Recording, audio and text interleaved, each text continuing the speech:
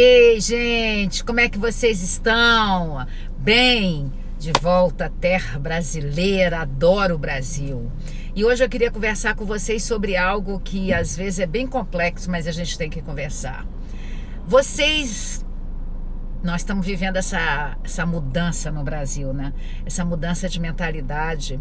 E o Palocci, o que seria o presidente do Brasil na época que começou tudo com Lula, tanto que ele é o segundo homem do PT, ele fez a outra delação premiada e ele falou várias coisas, né? E nós precisamos ter um pensamento, o que andaram fazendo com o nosso Brasil, né? Quanto dinheiro deram para instituições, para países, para... Tentaram destruir o nosso Brasil, né? Nosso Brasil não chegou ao fim do poço porque realmente nós brasileiros nos levantamos e nós decidimos a mudar essa história de corrupção, essa história de roubo. E eu convido vocês a ter esse pensamento. Eu renovei o alvará do meu Instituto Cássia Rodrigues. E o alvará do Instituto Cássia Rodrigues era de 2 em 2 anos, agora é de 5 anos. Há 2 anos atrás, quando eu renovei o alvará do Instituto Cássia Rodrigues, o valor era quase R$1.000. E agora eu paguei menos de R$350.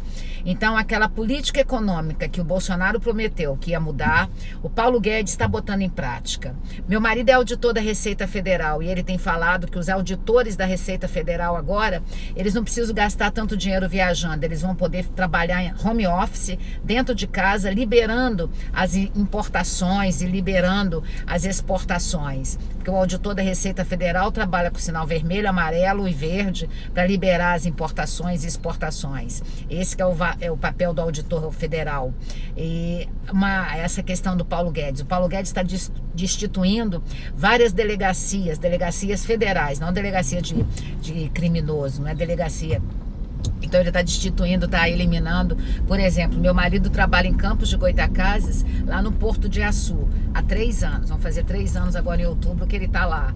E essa delegacia lá do Porto de Açu, ela vai deixar de existir. As pessoas de lá vão ter que vir ou para o Rio, ir para o Rio ou voltar para Vitória. Aí meu marido vai voltar para Vitória, né? Que o Porto de Açu não vai ser mais dirigido pela delegacia.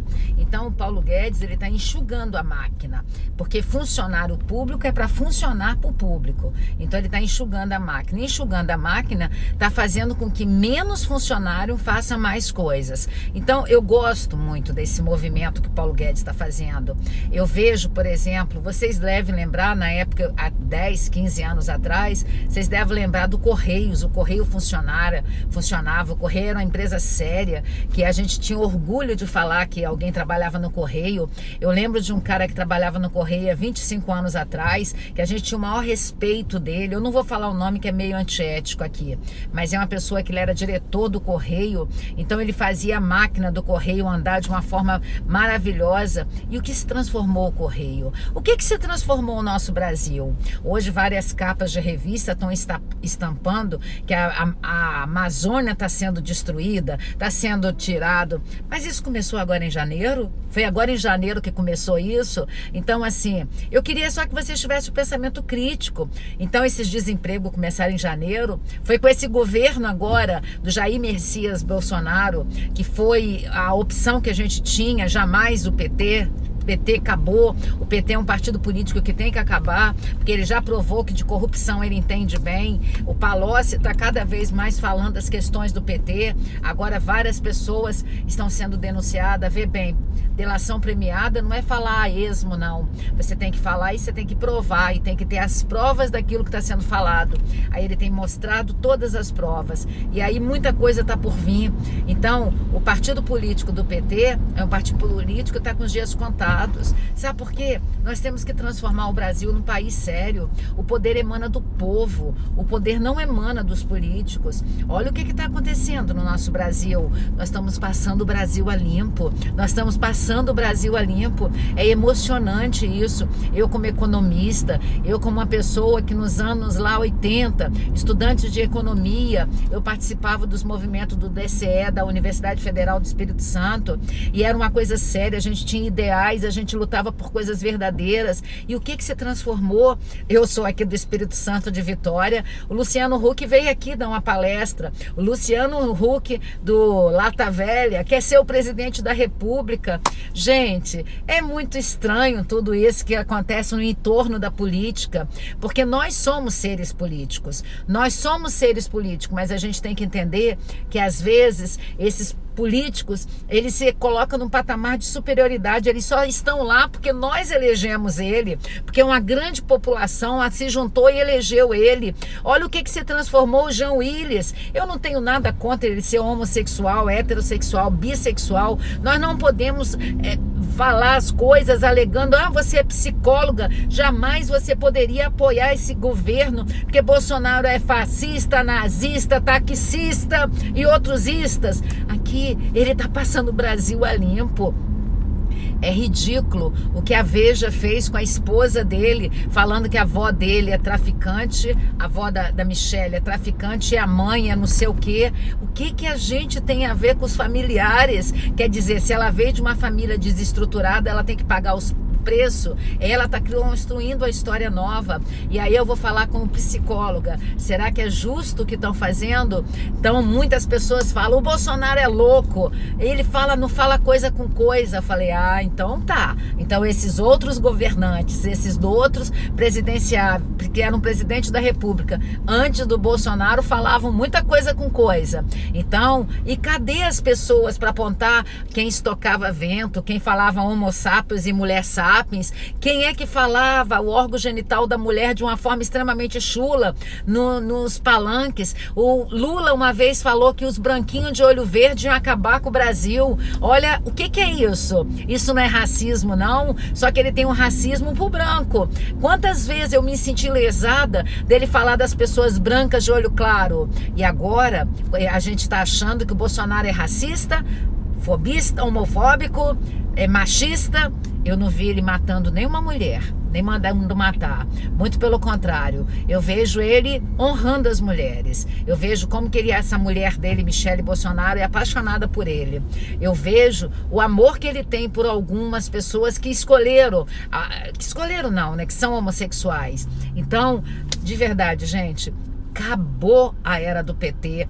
Nossa, Cássia, você como psicóloga, você não deveria falar sobre partido político. Não, eu posso aceitar os outros psicólogos falando da esquerda, mas eu não posso falar que eu sou conservadora, que eu sou uma pessoa que eu acredito que algumas estatais têm que ser vendidas, algumas empresas do governo têm que ser vendidas, tem que fazer a máquina andar. O Brasil já provou, os políticos já provaram que não consegue empresariar nem as empresas que tem. Eu acabei de passar pela Petrobras, que fica aqui na Reta da Penha, em Vitória, e olha o que aconteceu, o rombo da Petrobras. Então eu convido vocês a ter esse pensamento analítico. O pensamento analítico é aquele que olha macro, de forma macro, olha por cima. Não olha achando que ele está discriminando você, não. Olha de uma forma macro, olha por cima, olha e vê o que aconteceu, tá bom? E a gente tem que aprender a votar, porque nós somos responsáveis